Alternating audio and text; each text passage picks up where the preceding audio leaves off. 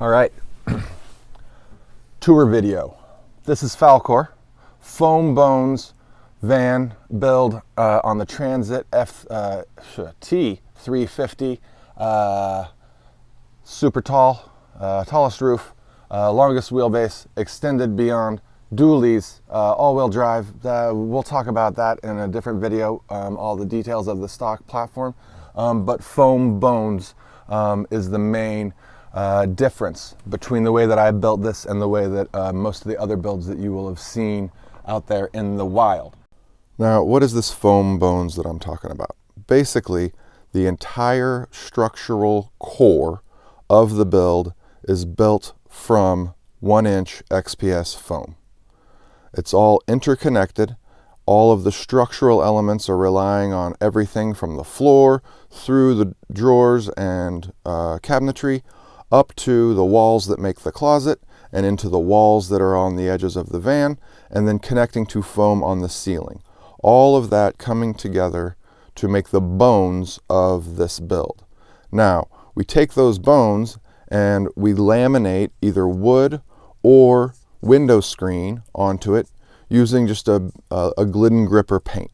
There's a whole video on this building process, but once we get those skins on the outside of those bones, we have our main structure for all of the elements. So it's in the floor here.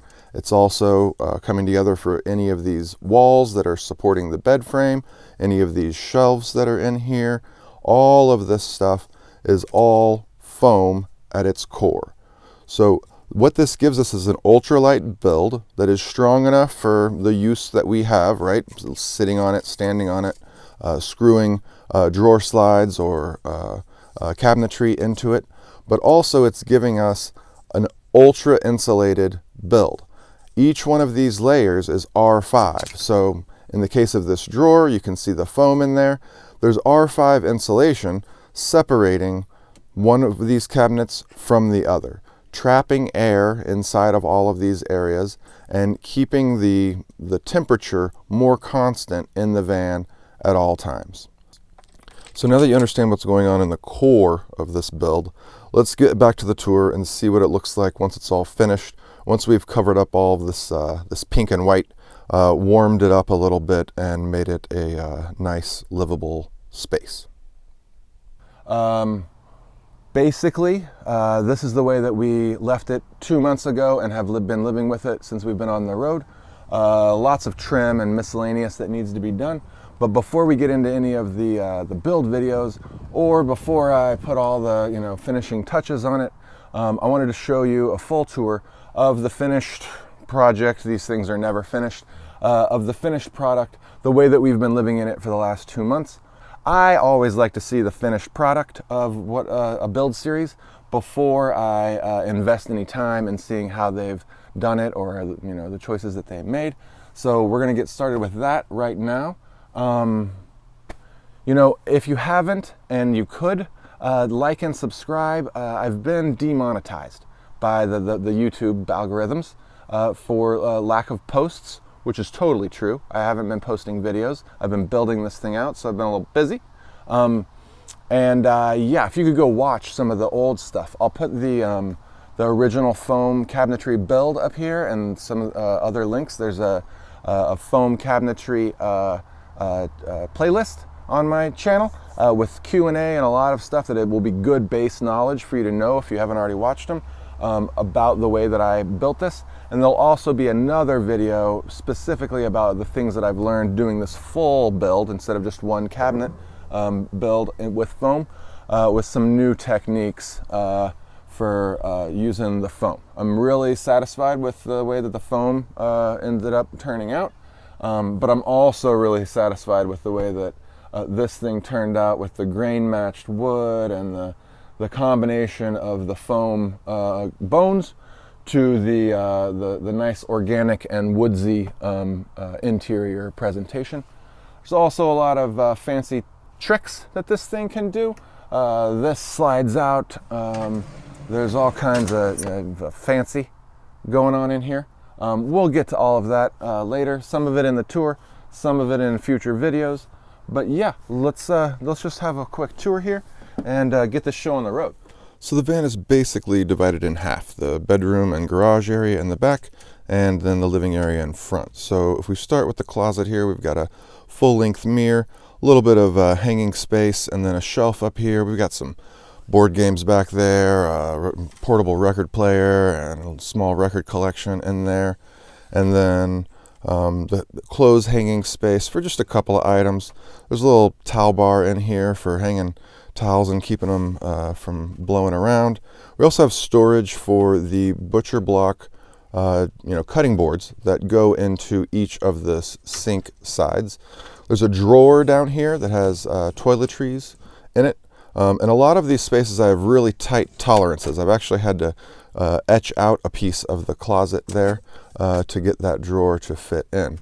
Then we have a push to open drawer slides on all of these. This is a toiletries drawer for our easy access to our basic toiletries. Sponge and scrub brush for sink, a little flip out there. Then push to open drawer here. All of these drawers are cut out so that the plumbing for the dual basin sink can fit through them. So on the right and left here, you see there are little reserved spaces where we can't stack things. And then on this next drawer down where we have some cookware stuff in the back, there's room for all of the plumbing, drain, and water supply to come through there. Then the bottom drawer is a trash, and there's a fire extinguisher in there, and I don't know, we've got a bunch of stuff that's just kind of cleaning supplies and things like that in that drawer. Then there's one more drawer here that's just taking up this little space that we keep plastic bags and things like that. Then we've got a full AC or DC refrigerator with a tiny freezer. That freezer we just use for ice. This big drawer underneath the closet slides out a little bit more than that, but basically this is where the composting toilet is. We have an airhead composting toilet there. And then underneath the cooktop, we've got more drawers. These two have cooking utensils and cookware in them. And then this bottom drawer actually has electricity run to it, and it's where we can charge all of the different devices that we have. That drawer is lockable.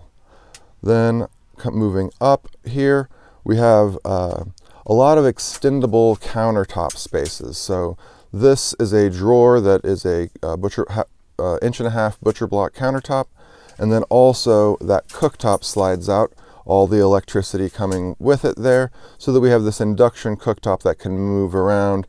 It also creates a little space for the people who are sitting in those chairs to rest their plates, glasses, laptops, whatever.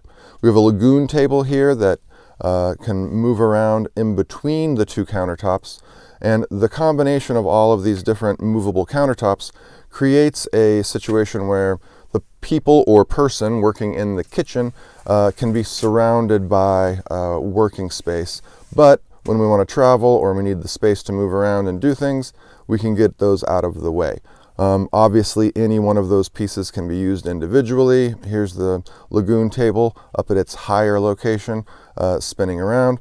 Then we can lower it down into a desk or a table position so that we can have dinner on it, or maybe play a board game or something, right? All of these things move so that, you know, the refrigerator can open and close easily, and make the space as usable as possible. So here's those two butcher block covers on the sink, and then a small counter, then the Lagun Table next to that, and then moving over into the sliding cooktop countertop. It's got a lower ledge there by the seat, plenty of room for two people to sit. And then that's my office area right next to the driver's seat that we'll cover a little bit later in the tour. That counter extends back, and then at the very end, when it's fully extended, it exposes the utensils that we use for cooking stuff with. And then underneath there, we have all of our spice rack and a little produce basket sitting there as well. All of these countertops are 1.5 inch butcher block that I bought. It's actually rubber tree wood. Can't remember the exact name of the wood right now, but fairly sustainable apparently. All of these drawers are on 250-pound locking full extension drawer slides, and then, like I said before, This is just a standard Lagun Table mount. All of those, these butcher block inserts for the sink, they have a drip edge cut into the underneath side of them, and they can be used as cutting boards when flipped over like that. Sink has a little drying rack that stores in it diagonally and then just rolls out for us to dry our dishes on it. And we've found that using this white bowl on the right hand side, catching the water just so we're not putting things down into the gray tank, we end up using that water as a first cleaning water for when we do the dishes. The floor is a vinyl flooring. It's got a rustic barnwood thing going on. In the back of the floor, underneath the bed, we got a little step on the left-hand side to get up into the bed, and then we have a dog bed area in here. A little slider on each side. That one's jam-packed full of things right now. Need to do some organizing. This one is access to the electrical bay. Proximity sensors again for the lighting there. Two little shoe flips. I'm not going to go to the effort to move the dog bed out of the way, but these are little cubby holes that are adjustable to throw some shoes in. We'll show you all the details of that on a later video. There's a matching one over here, not quite as big. We'll talk about that later. In the back here, there's a little pass-through on the right there, and then here's just a peek into the electrical bay. This is going to have to be a whole nother story. Some storage bins there, some AC2 stuff there, the inverter, etc. There's that main pass-through that goes into the cooler area so that I can lay down and get into the electrical bay. Then we have all these cabinets up here. So these two are just strictly linens. All of them are push to open on magnets, and they all have proximity sensor lights in them. So those lights open up as you open the cabinet and turn off as you close them. This area over here above the cooktop we call the coffee bar. It's coffee and tea on one side, and then booze, wine, koozies, paper towels in this case. Still trying to find exactly where we want everything to live in the van. Probably will never stop looking for places for things to live in the van. Store the kettle up there. The induction is great for boiling water for coffee or for tea. Happens almost instantly. You use hardly any power at all. Up here, when we're moving back into like kind of the bedroom area, on each side is a small cabinet that holds two different curtain style things that can go across here. One is this cargo netting, and this is because we put our dogs up in the back bedroom area while we're driving. We don't want them sliding around on the vinyl floor or trying to get up into the cab with us. If I have to slam on the brakes, or Kendra takes a really sharp turn and something like that, the dogs aren't going to come flying out of that bedroom area and falling off of that area. That just clips down below the bed and then unclips and stows back up in that tiny cabinet there. On the opposite side, there's a separate wire that's holding a blackout curtain. So this just pulls across. This is what we use when we're sleeping and we want to keep the air trapped back there a little bit, or keep the light or prying eyes from seeing us back in there. Moving to the front, we have this little pop out that is in the ceiling, and it's holding our projector. So it just folds down so that it's pointing directly at the screen that is in front of that cabinet there. So the screen pulls down. This is just a pull down blind, and then goes back up out of the way when you're not using it. The other thing that's up here is this little cabinet. It holds a mount for the AC and heat system. It's just a 3D printed part that I designed and had printed. This cup shape here fits down into the cup holder, and then the whole thing rotates over the vent, and you can push it down into place. Then you can turn off any of those vents and push AC or heat through this dryer vent, runs up into that cabinet, then above the slider, through the coffee bar cabinet, and then to these two vents that are in the bedroom. These rotate in order to open or close, and they allow us to pump heat or AC into the area where we need it, the bedroom, rather than heating the larger area in the front where we would easily lose that air conditioning by opening the slider. Back up front in the cab area, we have an open shelf that fits just above the visors. This is 3 levels. We call it the parking garage. And it's all open faced but slightly slanted down so that it won't lose its contents. I also stole the glasses holder out of a Subaru Outback parts car that I had on the property. That whole area is used to store mostly things that we want access to while we're driving. Then above the slider here we have 2 cubby holes for just miscellaneous storage. Haven't really picked out anything special for that.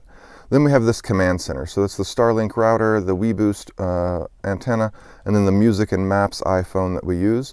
This is the Simarine system. It's a monitoring system for the batteries, the current, the fresh and gray water tanks, some temperatures, an inclinometer to know that we're level, and a barometer. We also have a secondary stereo for listening to music, but also for the projector system. Dimmable LED string lights, upper and lower. And then we have the Weboost antenna being turned on or off. Over here we also have another speaker, but also in that box is switches for the pump, turning off the water pump, the fan that is in the toilet, and the DC hot water that we have over there. There's also a light switch for these under the counter lights. And then in the bedroom, the last light switch of note is this one. This is for red light district, we call it. So this just has a few red LED pin lights on it. And they're not really showing anything right now, but when it's pitch black and you're gonna go out and maybe pee in the woods, not losing your night vision is great. So moving back into the not very nicely made bed, this is the real life Vanlife video here. We have these grain matched dressers or cabinets for our clothes. In the back here on either side we have a nightstand, so we have an integrated outlet that holds our MagSafe phone charger, also some water, and then on Kendra's side there is this opening that goes down. This is our hamper, goes down into a hamper hamper bag that's underneath the bed there. Kleenex box and a little library area. We have these pull to open. They work about 70% of the time for the windows. And then that little black dot back there that you see is the heated bed option. We'll talk more about that on another video. On my side here, we've got the same kind of idea. Phone charger, water storage, some book storage, these reading lights that are LED dimmable lights, and a little library area above that, as well as that vent, and then all of these push to open cabinets that are storing our clothes. Coming back towards the front here, you'll notice that there's a little bit of an hourglass shape to the build. The cabinets here in the back are getting narrower as they get towards the middle. We'll talk about that some more in a minute. This is the hatch. It's got a blackout curtain and then a screen. It also opens up so that I can access the roof by standing on the bed, deploying the Starlink and the Weboost antenna, etc., etc. Anything I might need to do on the roof. So back to this hourglass shape here, getting narrower towards the middle at the foot of the bed, and then the overhead cabinetry is getting wider as we get up towards the cab. This allows us to have the most headspace possible and to create a very small opening in that door where we get into the bedroom. Back up here we got the ceiling at the very top of the build. This is PVC, it's a plastic faux tin ceiling. And then back to the cab, like I said, that glasses holder. And then behind that we've got 2 different review mirrors, the regular mirror and then this small LED screen that goes into the 3 camera dash cam. Then we have this 3 charger unit that is for each of our phones and the music and maps phones. Dualies, so we have the leveling blocks there that are double wide. On the roof we've got an awning, that's the Starlink deployed there, and then the Weboost and the hatch. Moving around to the back, we'll see the garage area here. So on each door I've got these horse trailer organizers, and they're just a heavy-duty system of pouches that I've mounted to the wall. Then we have the bugwall.com bug screens and just like tent material on the bottom and then screen material on the top. They unzip and then you roll them up. We usually keep them in this rolled up position most of the time, but if we have it open and maybe we're taking a shower out the back, or if it's raining and we need to have it open, we'll roll those down to hide the garage bays. So the garage is divided into 4 different bays. Far right, barely can see it there, is the electrical bay, and then the gray box that you see there is a cooler, DC and AC cooler from a company called Winter. And then those blue bins, there's 4 of them in that 3rd bay, and then the leftmost bay is where we store the big chairs, the zero gravity recliner style chairs, but also it's our water bay. So deeper into there is our 20-gallon water tank and the controls for our shower. So in addition to the shower sink that you've already seen and that water tank there, we also have a calorifier, which is yachting technology for our hot water underneath the back of the rig. It is able to heat the water using the coolant system of the vehicle. Long conversation there, but yeah, we'll cover that in a different video for sure. So unpacking a few items here, I might as well just put them on the bumper so you can see what they are. That first one was the outdoor Lagun table mount. We'll cover that on our Lagun video. And then the second one is toe straps for pulling people out. And then there's that hamper bag that I talked about that comes from that hamper chute that's in the bedroom.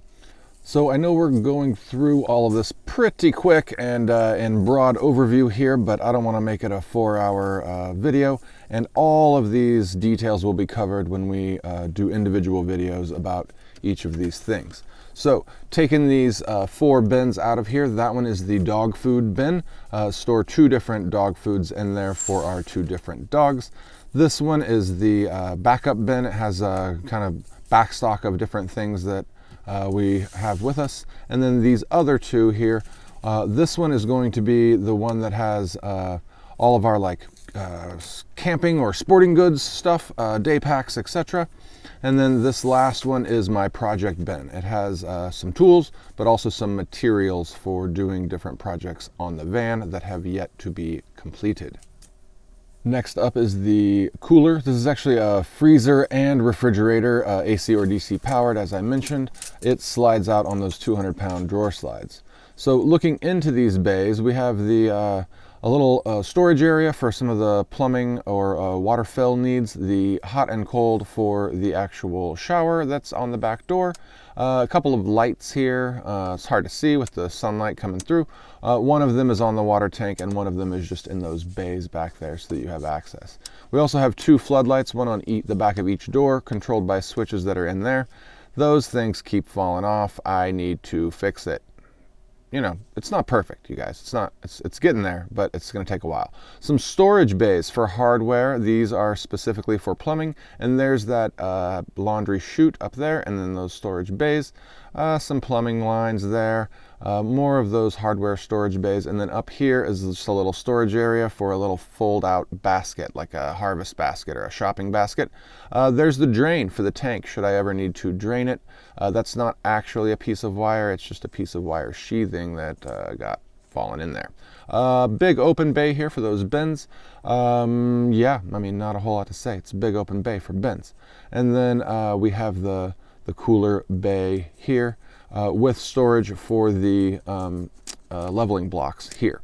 Underneath the entire cooler is another storage area. That's where I keep all of my tools that I need handy. And they just sit in there waiting for me to break something.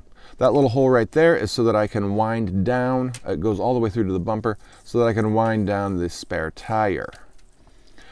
Our particular rig has the back doors that can open all the way out, and I built in a little tray into one of those doors so that on the side with the slider, I can be grilling outside of the cab of the van, weather permitting, obviously. So standard propane Coleman grill here, kind of an old school one, but yeah, just set it up and deploy the propane tank for it, and then you're grilling on the side of the van. This door also has, like I said, the LED spotlight at the top of it. It also has a speaker, and when you deploy the awning and you got the grill going, and then you pull the cooler out and you're getting your beers out of the cooler, makes a nice little outdoor kitchen area. This is inside of that bay where the cooler came out of. Just some perfect storage for those little propane bottles. Reach back there, grab the bottle that I need, and I can hook it up to the Coleman stove.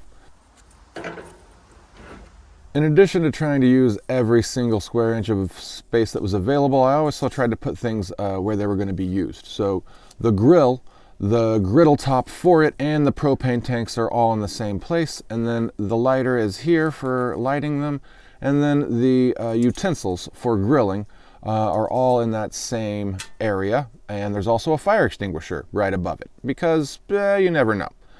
Next up in the garage, we're just going to roll up the bug screens, unzip them in the middle here. Sorry, the flap's hanging down. You know, I can't get it to stay out of my way when the door is open for the grill area there. But you know what rolling up some screens looks like.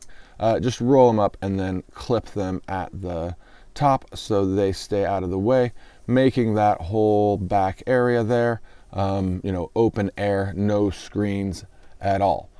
This board at the back that's about my chest level right now, that has all the license plates on it, that's just the headboard for the bed, keeping all of that bed and pillow stuff in the bed and not letting it out into the back of the rig. So on the passenger side, we have a lot of like fluids for the vehicle.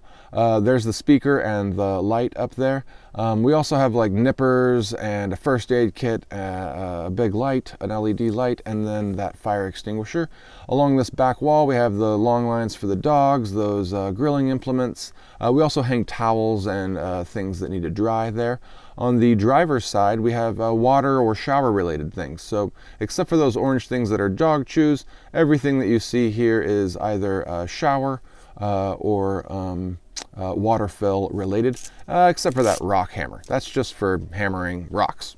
Kendra's a geologist, and so we have a rock hammer with us. Also good for self-defense, I suppose. Then the water fill situation. So I wanted to store the water fill and the hose in the door because the door has weep holes in it to shed the water.